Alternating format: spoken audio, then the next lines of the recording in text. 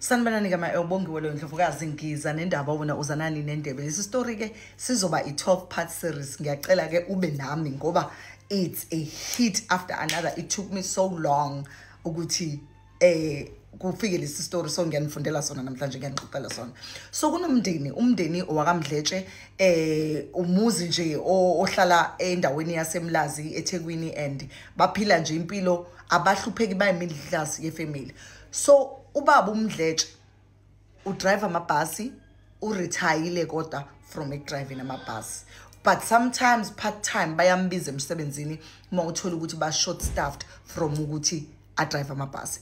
Bese kuba khona unkosikazi wakhe uMandlovu washada ubaba uMdletshe esemncane nje, semncane kakhulu uMandlovu wathi nje ephuma unesi uMandlovu ephuma kwi-nursing school wabe eseshada uMdletshe. So bashada nje besebancane in their 20s, bashada uMaMdletshe esanda kuqashwa esibhedlela emshiyeni uMandlovu uMrs Mdletshe. Banabantwana abathathu, uBhekane, uBongekile, bese kuba uBheki. Okay, so labantwana babo bahlala nabo khona la ekhaya. Sebabantwana abakhulile nje, oyedwa ogcina uyena lo safunda esikoleni. Bahlala kuphi? Kwi-outside building emuva. Hlala nami ke ngoba istory siyaqhubeka ke. So umama wala ekhaya kuMandlovu kuumuntu nje ojwayele ukuthi nje ahambe aye emsebenzini, uhlale esebenza, siyazi konesi basebenza imini ebusuku ntambama, basebenza nje noma inini, like ischedule nje mashintshile. So ubaba la ekhaya yena bedrive amabhasi, umuntu nje owaziwayo endaweni, ohlonishwayo, because babephila kahle ngezikhathi nje futhi zakudala. So bebe umndeni nje owaziwayo and kuumuzi nje ohlonishwayo nje umuzi wakaMdletshe. Okay, so ubaba wakhona ke, kanti ubaba wakhona into ayenzayo ngalesikhathi unkosikazi wakhe engekho, uyindoda nje engenaso isimilo nje.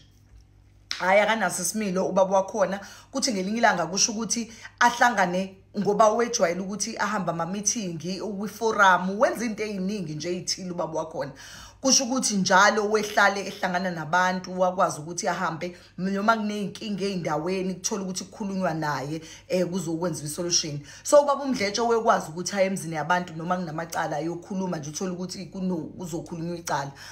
Ubaba uMdletshe ke kulezo insuku, kulezo ikhathi lezo ebhize enza lezo zinto lezo, waze wagcina ubaba uMdletshe eyikhansela le ndawo. So bus driver to ikomiti yeforum yendawo to ikhansela le ndawo. So ubaba uMdletshe every time when the woman yakamakhelwane nombani iza izobika icala, ubaba uMdletshe umuntu ke nje waziwayo ukuthi uyisoka, uyathanda ukuyishelela Tom, Dick and Harry nombani. Ubaba uMdletshe nje umuntu nje ushelayo nje, nonkosikazi wakho ewazi lokho, but wezitshela nje ukuthi hayi ke baba kwami uyadlala, but it's not something serious.